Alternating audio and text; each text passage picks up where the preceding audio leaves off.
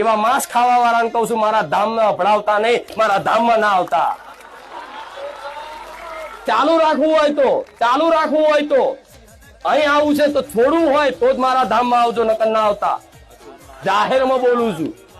ભલે મારું ધામ ભક્તોથી ખાલી થઈ જતું, ભલે કાલ પટેલ કોઈ ના આવતું, મને કોઈ ચિંતા નહીં, પણ ખાસ પેલા ખાધું હોય તો ભલે ખાધું. ભગવાન માતાજી એક વખત માફ કરી દે. કરોડો ગુના, કેટલા કરોડો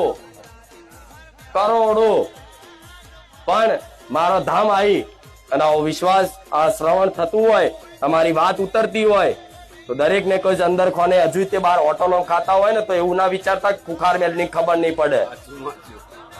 હું જાલી પાડીશ અને વાકા ઈશામાં ભૂલ નહીં. આ શું ખોટું? બીજું બધું એક સમય બધું ચાલી જાય છે, પણ આ ગોડા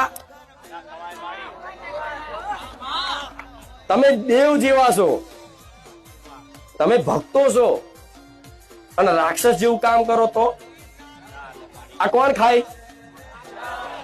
રાક્ષસ ખાય ને. પેલાના ગઈડા એટલે જોતો પાણી નતા પીતા.